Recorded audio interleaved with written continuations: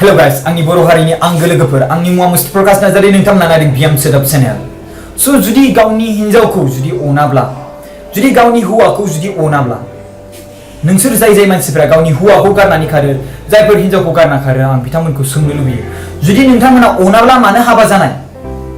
दुखु खस्थ'जों ज' जानानै संसारखौ जानो लुबैनाया बा हाबा जानाय समाव समाय खेरा लानाया मानो फैमाल खालामो नोंनि केरेक्टारखौ मानो गाज्रि खालामना लायो स' बिदिनो डिस्ट्रिक्ट चिरां जायगानि गामिनि मुङा जाबाय देवनाफारा आरो बिनि उनावहाय पस्ट अफिस बागारगाव आरो बिनि उनावहाय डिस्ट्रिक्टआ जाबाय चिरां स' बिथांनि मुङा अमरेन बसुमतारी बिथाङा 3 बोसोर जाबाय दिनैसिम गावनि हिन्जावखौ गारनानै थांनानै दिनैसिम कलबो गैया गावनि हिन्जावखौ खबरबो लाया जेबो लाया खोनानाय बायदिबा हिन्जावा दाबसे अबेबा जायगायाव हिन्जाव लानानै दंनो बेखौ एसे आन्दाज मोनदों बाट बिथाङा बबे जायगायाव दं बेखौ मिन्थिया स' अन्नानै बयबो रायजो राजाफ्रा बबे जायगायाव खामानि मावनानै दङ बिथांमोना जुदि भिडिअखौ नायदोंब्ला अन्नानै शेयार खालामनानै बिथांखौ थारैनो थाबैनो हमो मानो होनोब्ला बिथांनि न'आव जाय अमरेन बसुमतारीनि हिन्जावनि मुङा जाबाय बारदै बसुमतारी बेहा 7 फिसाजो आरो फिसाला दं फिसाला 2 आरो फिसाजो 2 बिनि गेजेराव फिसाला देरसिना हाबा जानानै दा जुदा जाबाय दायो दा बिनि हिन्जावा बारदै बसुमतारीया हारसिङै फिसाजो 2 आरो फिसाला 1खौ नायनो गोबां खस्थ' जानानै दङ बिराद दुखुथिया नखरखा बिनि गेजेराव दा गावनि गथ' गथाय 3खौ हारसिङै नायनो गोबां खस्थ' जादों लोगोफोर स' बिनिखायनो आङो आदै अमरेन बसुमतारीखौ आं रिक्वेस्ट खालामो नोंनि हिन्जावखौ एसे नायहर नोंनि जुदि हिन्जावखौ अनाब्लाबो नोंनि जोनोम होनाय नोंनि थैजों जोनोम जानाय नोंनि गथ' गथायखौ एसे नायहर बिनि फरायनाय फिउचारा गोबां गाज्रि हालोदाव दङ आदै सोरबाफोर नुयोब्ला आदै अमरेन बसुमतारीखौ बुं आरो बुंनानै बिथांखौ थिनहर नोंथाङा जुदि गुबुन हिन्जाव लानानैबाबो जुदि बेलेग जायगायाव दङब्ला अन्नानै नोंनि हिन्जावखौ नाहर आरो नाहरनानै बे गथ' गथायफोरखौबो नाहरनानै फरायनाय लिरनायसिम एसे हेल्प खालाम मदद खालाम नोंथाङा जुदि गुबुन हिन्जाव लादोंब्लाबो एसे एनै रायहर नाम्बारखौ आं होदों आरो डिसक्रिपसनावबो होदों आरो आङो नैबे स्क्रिनावबो होदों स' नोंथांमोना अन्नानै बे मादै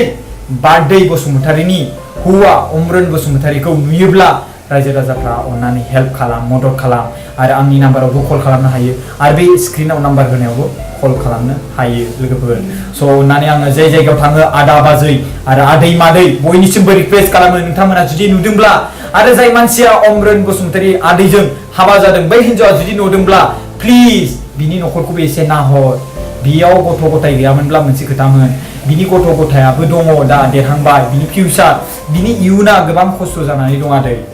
आरो मादै स' नोंथांमोना जुदि हाबा जानानै बेलेग जायगायाव दङब्ला ना शिलंआव दा दङ ना केरेला ना बिनि उनाव ना कर्नाटकआवनो दं ना बेंगलरावनो दङ स' बेयाव थादोंब्लाबो अन्नानै प्लिज नाहर थाइसे थाइनैबाबो आरो नोंनि हिन्जावजों नों आदै अमरेन बसुमतारीया रायहर मिथिबायना स' बेखौनो आङो नों आदै अमरेन बसुमतारीसिम आं रिक्वेस्ट खालामो रायजोफोर अमरेन बसुमतारीया जोंनि चिरां डिस्ट्रिक्टनि देवनाफारा गामि आरो पस्ट अफिस बागारगाव होननाय जायगानिफ्राय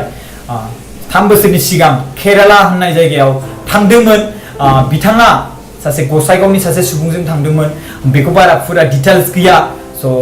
बे हिन्जावा फुरा डिटेल्स गैया बिनि गेजेराव बे गसाइगावनिफ्राय जाय लांदों बे हिन्जावसोना ना हौवासोमोन बेखौबो बिनि नखरनि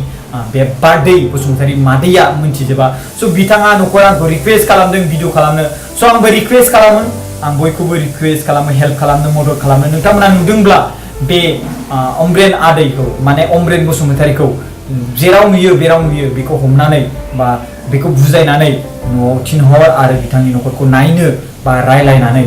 बे जि प्रब्लेम जा सलिउसन खालामनानै बिथांनि गथ' गथायखौ नायहरनो थाखाय बेबायदि सलिउसन खालामनो बा रायजो राजाफोर गासिबो जाय जायगायाव खामानि मावदों जुदि नुदोंब्ला बे पिक्साराव होनाय पिक्सार महरै स' अन्नानै हेल्प खालाम स' आं आदै अमरेन बसुमतारीखौ लास्ट बुङो जुदि नोंनि हिन्जावखौ मोजां मोनाब्ला बे नोंनि गथ' गथायखौ बे नोंनि गथाया नोंनि थैजों जोनोम जादों बे नोंनि गथ' गथायखौ नोंनि थैनिफ्रायसो जोनोम जानाय आरो बे नोंनि गथ' गथाय आरो बेखौ जोनोम होनानै नों जुदि नायफिनाब्ला बे महापाप बे दायनि थाखाय नोंथाङा गोबां साजा मोनगोन मिथिबायना स' बिनि थाखायनो आं रिक्वेस्ट खालामो आदै स' बेखौनो आङो एसेबां गिदिर माबासिम थांनो नाङा स' गाव गावनो कल खालामनानै नोंनि हिन्जावजों रायज्लायहर नागिरहर गामिखौ मिन्थिखायो आरो आं डिटेल्सआवबो होफिनबावबाय जुदि नों गामिखौ बावदोंब्ला आरो जुदि नोंनि हिन्जावखौ बावदोंब्ला नोंनि हिन्जावनि मुङा बारदै बसुमतारी नोंनि फिसाला देरसिन नामा दाउलास बसुमतारी सेकेन्डनि मुङा जाबाय फुंजा बसुमतारी आरो सेकेन्ड नैथिनि थामथिनि हिन्जावसानि मुङा जाबाय प्रियंका बसुमतारी आरो लास्ट हिन्जावसानि मुङा जाहैबाय मेथ'का बसुमतारी स' गाइस अननानै हेल्प खालामदो आं बेखौनो बयनिसिमबो रिक्वेस्ट खालामनानै खुलुमनाय जासिबाय थेंक इउ शेयार खालामनानै हो बयबो जायगायाव जोंहा मोनहैनानै बे आदै अमृतखौ मिथिनो मोनो स' बेखौ खुलुमनानै आरो गोबां माखासे भिडिअ भिडिअ बानायनो फैबावदों आं बिथांमोननि सायाव भिडिअ बानायगोन न'खरनिफ्राय फैदों स' बिथांमोनखौ नुनानै नोंथांमोना हेल्प खालाम थरथिंसे बा टाइम बा 1 सेकेन्ड 2 सेकेन्ड शेयार खालामना होनायाव जेबो नुकसान गैया रायजोफोर थेंक इउ